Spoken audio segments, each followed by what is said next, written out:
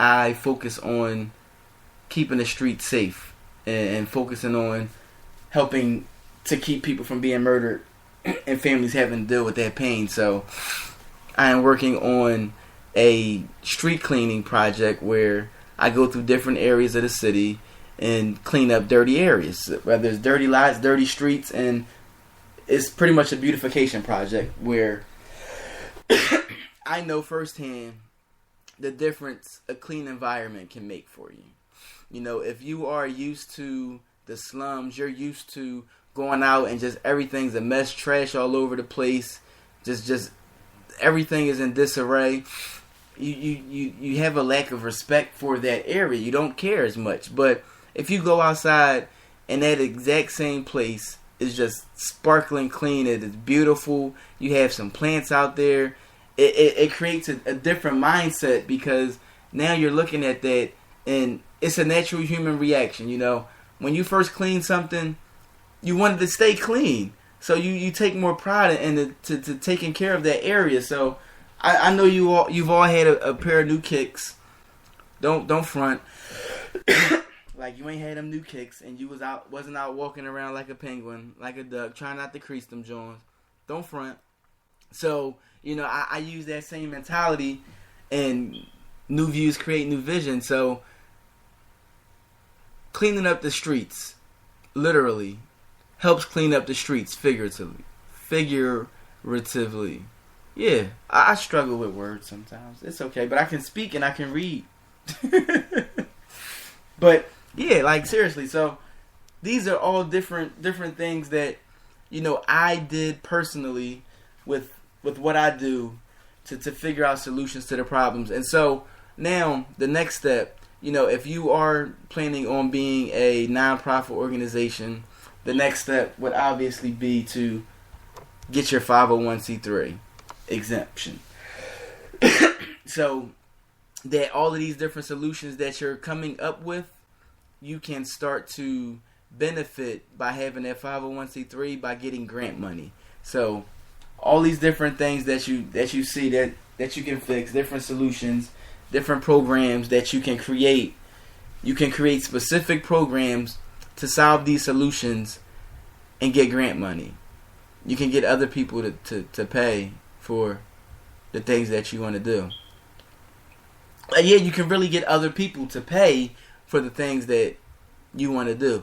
So that is very key. And I am in the process of getting my 501c3 for the Homie Foundation, because there are a lot of things that I have planned.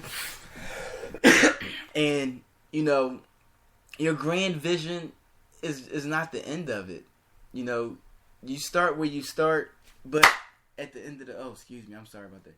At the end of the day, you have that goal of going to greater heights. So me, I always envision everything that I want to do. I visualize it. I think about it. I talk about it to myself, to my wife, someone that I trust. And I think about it and I visualize it and I just see it happen. And I see those programs being put into place. I see those lives as being affected. I see those lives as being changed because of the things that God is calling me to do. So, therefore, I have those things in mind and I can like really focus on it. But, you know, in the beginning, trust me, everything that I want to do, that I will do, that I am going to do, I'm not doing right now. So I'm starting off based on my principles that I teach on mindset shifting, so I can focus on that. And then as I get more programs and get more employees and I can do more things, then it will continue to grow, because I foresee the Bill and Melinda Gates Foundation type big. So expect big things. And as far as mindset shifting, whatever you do, you need to focus on being the best at it, being the best everything that you could possibly be. And you know, that's very key in turning your pain into a business gain, is really focusing on the things that you're going to do to help people. And if you're just looking at this and saying, I just want to turn my pain into money. No, it's like you turn your pain into your purpose, and then your purpose turns into profit. You don't turn your pain into profit, with missing your purpose. And people do that. Don't get me wrong, but I'm a believer. I'm a person in a deep relationship with God. So there are certain things that have a pecking order for me. So God comes first in everything that I do. So that's the first thing that I do. So therefore, don't just try to figure out things just to make money. It has to be some kind of driving purpose behind it. It has to be a bigger reason behind it than just the money, because that'll get you caught up. And we all know, and I'm not going to say money is the root of all evil, because people like to cut off scriptures, but the love of money, when you start to love money more than you love everything else, when you start to focus on strictly making the money and not serving the people, then you're in for a rude awakening. So therefore, focus on helping the people. And, figuring out your purpose as far as everything is concerned with your pain, and just really going hard at it. So those are some things to do as far as, turning your pain into business.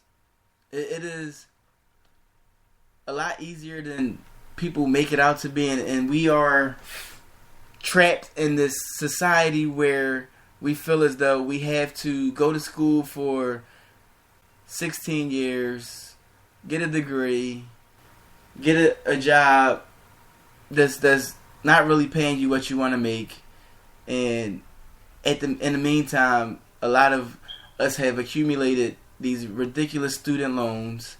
So now we have this money that we went to school 16 years to get, and most of it is going towards bills and paying off our schooling.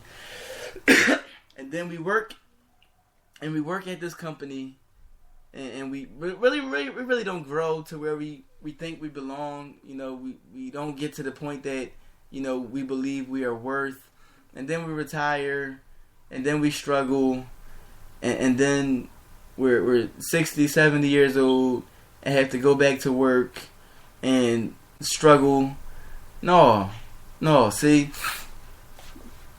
you start this business, you take your pain, you turn it into this business, and you start to focus on that business and focus on serving the people that's going through the same issues that you have went through, and turning that into their profit. So you can be the one that's creating the jobs instead of trying to find the jobs, and helping other people get out of the place that they were. So, that's it.